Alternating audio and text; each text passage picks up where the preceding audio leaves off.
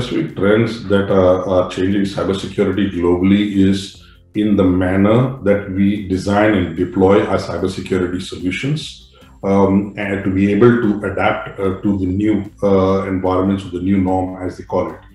So in the past, we had most of our cybersecurity solutions deployed on-premise within our data centers, and everything was to do with users accessing the production environments within the offices and then the outside world.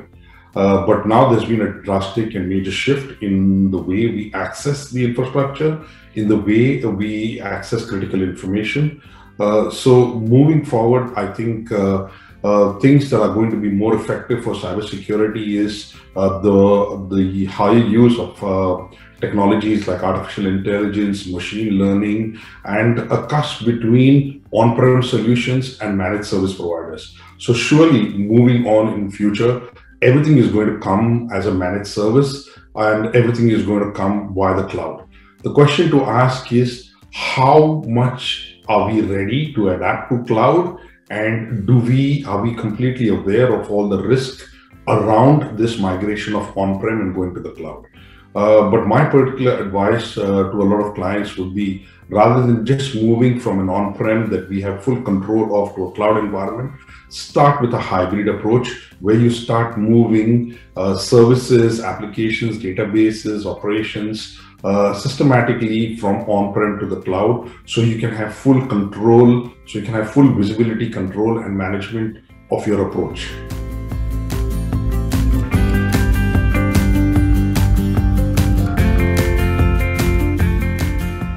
Some of the newer technologies, it's very difficult, when you have a requirement, you have a lot of vendors that come and say, yes, we can do it, yes, we can do it. Now, all of them can do it, but the question to ask is, which of them are closest to the business requirements and which of them are really perfect? A classic example is in today's environment, the work from home or work from anywhere approach. You have multiple ways that you can have users access the infrastructure. So one simple example I can give is when we got into this pandemic situation, most of the organizations to allow their users to access the infrastructure gave them VPN access. And so they were able to land onto the production environment and then had multiple supplementing technologies so that you could have security around the user, the access of the user and the device of the user. So in that approach, you would have to deploy multiple technologies. So one vendor for VPN, one vendor for device management, one vendor for endpoint security, two-factor authentication, so on and so forth. But the same approach could be done differently and maybe most cost effective if you have another vendor which has got artificial intelligence built in, machine learning built in, a lot of algorithms, a lot of correlations, a lot of rules and policy, and completely automated and on the fly and at half the cost. So there's a burst of technology. There are a lot of vendors and a lot of technology available, but it is very difficult to really zero down and say, yes, this is going to meet my business requirements and going to be cost effective. So it's very challenging because a lot of things are said about the product and said about the vendor, but you really get to know only when you deploy the solution.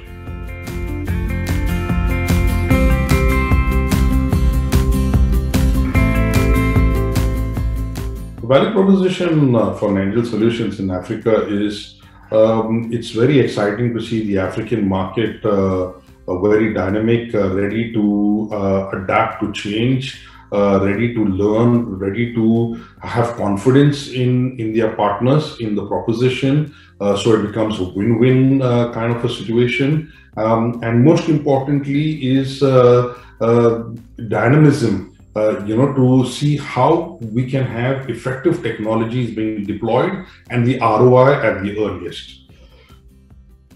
African clients can benefit a lot from Nangel Solutions because we've got more than 13 plus years of experience working with 100 plus vendors and more than 60 to 70 technologies. We have designed, implemented and supported these technologies in different ways, whether it's on-prem, whether it's on the cloud, or it's delivered as a service.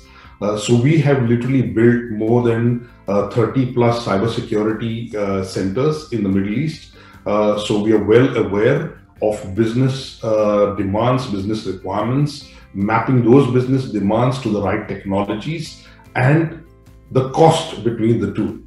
Because it's not about just bringing Gartner rated #1 vendor to the table and giving the customer a $1 million quote, but it's all about bringing Gartner #1, 2, or 3 vendor to the table, meeting all the requirements and still at half the cost. So I think effectiveness is the key to be able to map all these 3 corners.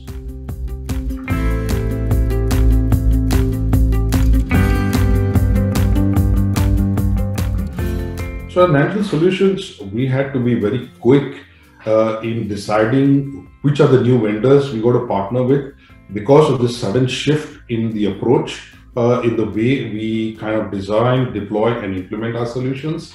And in this new era where the complete dynamics have changed, work from home, work from anywhere, the new digital transformation. So we were very quick in adapting to new vendors that could be deployed very easily, effectively, and customers could start using it immediately. As far as customers are concerned, what they got to be aware of that there are a lot, I think 70% of our vendors that exist today are still great solutions to be deployed on-prem, considering the fact that users are seated in their office. So there is a lot of technologies that we have deployed in the last 3 to 5 years, which are redundant today because you no longer have your users already within the LAN or within the WAN environments. Today, you have only 30% of your users in the office and 70% of your users are working remotely. And these remote users are no longer your third-party users or your vendors or your support staff, but these are your own users that carry your own critical data that are working for you and they need to access their production environments. So a lot of this old stake vendors can no longer be adapted for new technologies. So you got to make sure, you got to validate that those technologies, if still exist, are ready and adaptive to the new business challenges and the new business environments.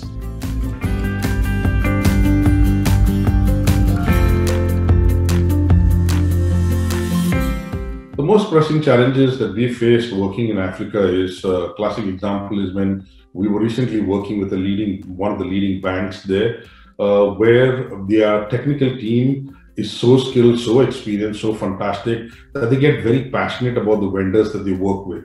So if you come in with a solution and you try to convince them and say that it can do better than what they have currently, it becomes really a big challenge to convince them that this can not only be a great solution, but cost effective too. The second challenge that we see is a lot of the vendors go to Africa and they talk about other corners of the world, that their products are really doing well there. They're managing larger infrastructures, higher number of users. But the question to ask my African clients is, are you in that similar situation? Do you have the similar volumes? Do you have the similar use case scenarios? Or are you blindly just going in and buying and acquiring that solution just because the vendor told you that they've got 10 fantastic global customers that are using them and they have bought it for this value and this is what they have? So I've seen a lot of the projects in Africa oversized, over budgeted, and at the end of the day, the most important and the critical thing is the projects don't even close because of so many challenges. So the ways that we are engaging with customers to overcome this is we are spending time understanding customer requirements, educating them on the possibilities or the different possible moves or ways they can implement to meet the technology, and finally doing like a proof of validation.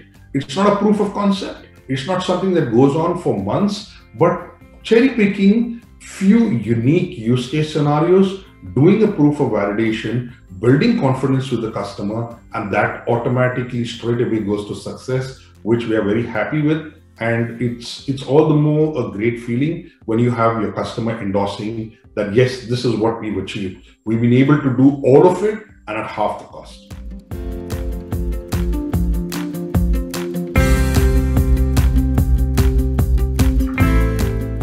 ACOPS. Please pay attention to this wonderful vendor called ACOPS. At the end of the day, the most important thing that you're going to benefit from this session is one vendor that is giving you multiple use case scenarios, multiple technologies, multiple ways and means of provisioning your users, managing access for your users, managing the security of their devices, and finally giving you seamless access to your infrastructure, whether it is in terms of provisioning of VDI, giving you application access, RDP access, remote support access, privileged password management, session recording, network access control, endpoint security, data loss prevention, data security, virtualization, and I can carry on. From Mr. Vijendra Yadav, who is the CEO of ACOPS, and we are proud to tell you that this is a disruptive technology that we are all set to deploy in Africa, because it's one of those vendors where that addresses different multiple business use case scenarios, which are very unique, very critical, and very important to deploy in the work from anywhere or work from home situations. And the beauty of it is it's not like the silo-based that we really work on currently, where each technology needs a vendor and the cost goes through the roof.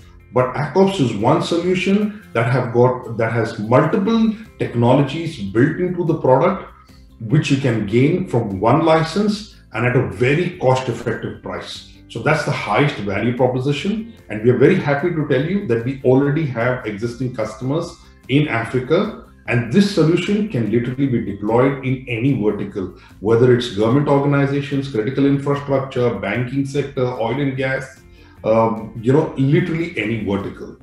So watch out for that session, and I'm sure you'll enjoy it.